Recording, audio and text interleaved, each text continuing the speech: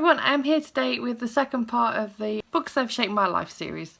And again, this part is going to contain 5 books, and these are books that I probably read maybe around the age of 4 and 5, I don't know exactly, maybe between 4, 5 and maybe 8, 9 at the absolute oldest. Also, excuse the slight different camera angle today, I'm filming at a really poor lighting time, so I thought I'd try this and see what the lighting ends up looking like this way.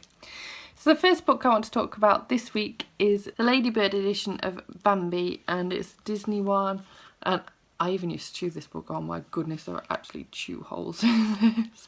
That is terrible. But I remember reading this over and over and over again, and oh, this is apparently £1.50. I bet that was a lot at the time. It was again part of the books that I used to kind of write numbers on in the corner because I wanted to make my own little library. And yeah, I used to give this book a lot of love. It's a nice, colourful edition. Oh, this brings back so many memories, but it's such a wonderful, wonderful little book. I remember reading this over and over and over, and I don't know whether I used to cry at this so much, but I definitely used to cry at the film terribly. But this just brings back so many memories. I'm so glad I still own it all these years later. The next book is one that I can remember really, really reading a heck of a lot as a child, and that is The Railway Children. Again, this is a Ladybird children's classic, and it was definitely all about the Ladybird books back in my childhood days. Just look at those end papers, absolutely gorgeous.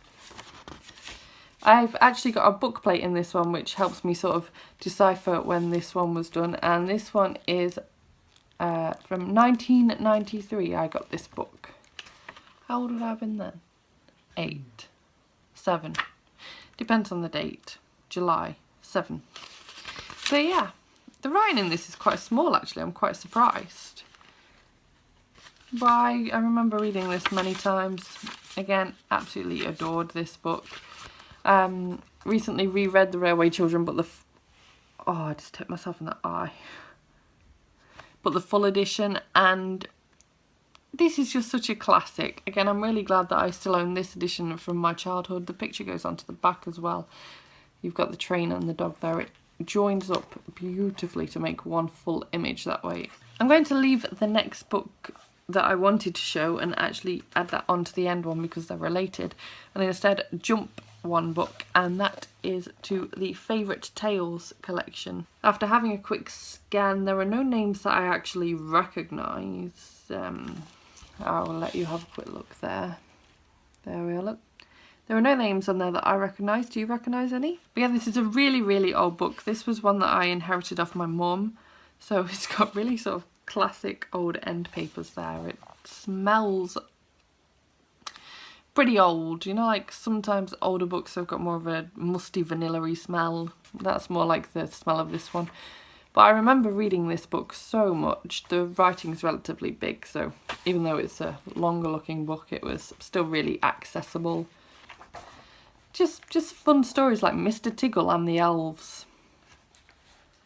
with characters called Mig, Mog and Mumps. I honestly don't really remember that story, but these are just really old, really classic stories. I mean, you can tell the age of this. Look how battered this is. But I enjoyed this when I was younger. I probably wouldn't enjoy it now. I probably wouldn't ever bother giving it a read now, but this was actually a really big bit of my childhood reading in bed. So then on to the book that we skipped, and the book that I skipped was Spring Awakening.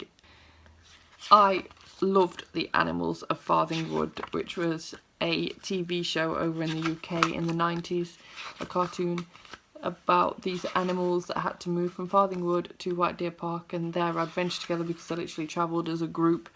They had rules in place that they couldn't eat each other and things like that, and all these characters have just got so many strong memories for me. I loved that series. I used to read this book over and over and over and over, and I adored this. But the reason why I kept that one back is because the final book I want to show you in this week's video is this giant picture book version of The Animals of Farthing Wood, and this is about a fire. Again, this is all based on a TV show, so this is part that did happen in the actual show as well. Oh, this is falling apart. And just the illustrations in this book are just beautiful. Look at that. little Molly there. And the colours.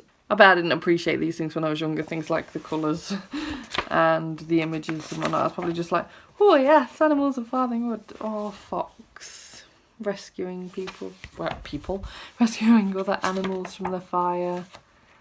Fairy is rescuing Toad. I adored these books, this series, this TV show, all of it. And I think it's a sign of just how much I read this as to the state of that spine, the state of the pages, and the fact that it's literally falling apart. I don't even want to let go because that would just fall. So this shaped a big part of my early childhood reading years. I would love to know what books you read as a child, what TV shows you're into, cartoons, whether you used to watch The Animals of Farthing Wood too, whether you still own any of the books from the series. Drop me a comment down below, I would love to know. I will probably bring another episode out of this series in another week or two, and I will do slightly older childhood books then, so look forward to that and keep an eye out for that. Thank you so much for watching. If you like this video, please give it a thumbs up. Subscribe by clicking, oh, I'm in a different place now, so clicking an image somewhere around here of me. It should be here somewhere. I can't think what side it will be. But click that image if you want to subscribe if you haven't done already. And I will see you on Sunday with a book haul. Bye bye!